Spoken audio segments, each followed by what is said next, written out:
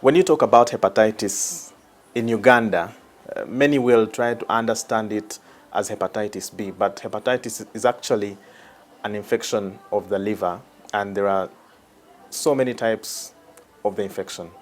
But to understand, the bits of hepatitis and more about the infection and what the country is doing, I have with me Emmanuel Lutamaguzi. You have an organization that now tries to promote and raise awareness about the infection. First of all, we know from statistics, which we don't have that much as a country, at least from the WHO, 1,250 people died in 2022 from hepatitis, the different types. And we still have about 6% of the population. I mean, for somebody who has, taken time to give all your effort to hepatitis, do you find these statistics revealing of what is actually on ground? Thank you very much, my brother, for the opportunity. I think WHO is doing a great work, and in the new global health report for hepatitis, they have given some estimates. They are not actual figures, but they are estimates. And they are saying that we have over 1.1 million people who are living with hepatitis B chronically, and about 356,000 people living with hepatitis C.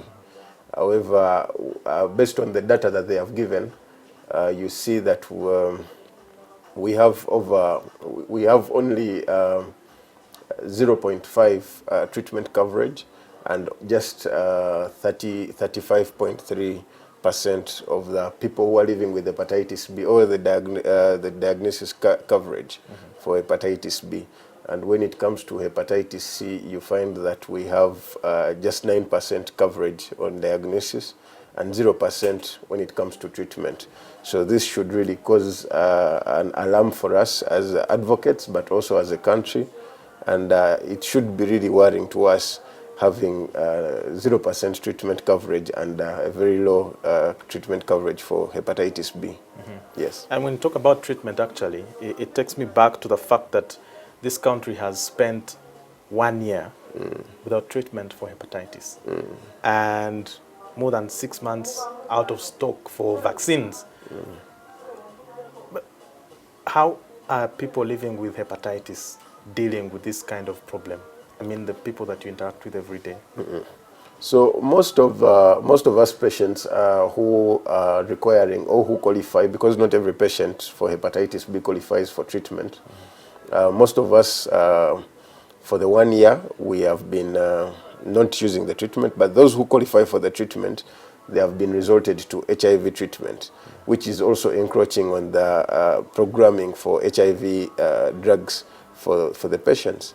So recently, WHO, in the new guidelines, in the new treatment guidelines, it has given us a green light.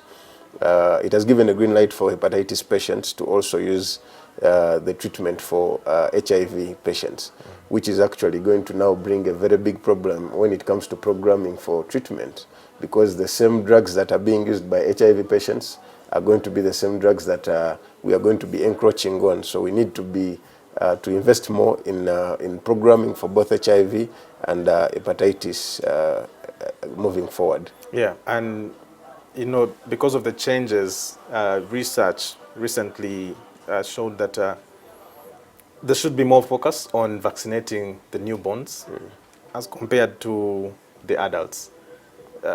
Does that make sense to you when Yeah, it does. It does.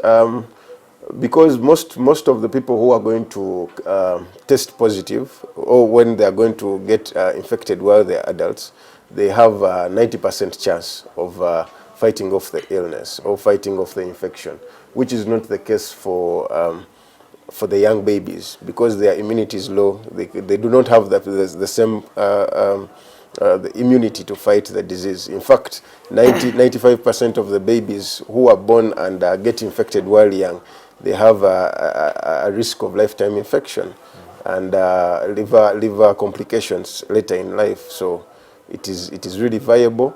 However, given the fact that there is now a switch in the interests of who to vaccinate, we need to look at how we can have consistent and continuous supply of supplies, because as you have just mentioned it yourself, we have spent over 6 months without vaccines in the country, and we as an organization, the Hepatitis Aid organization, did a great work in advocating for the introduction of the birth dose.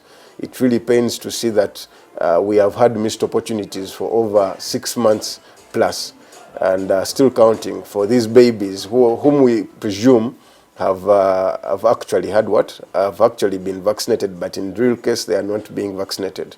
And also we need to invest more in empowering the health workers, because it is a decision of health workers who are working in the maternal child health program.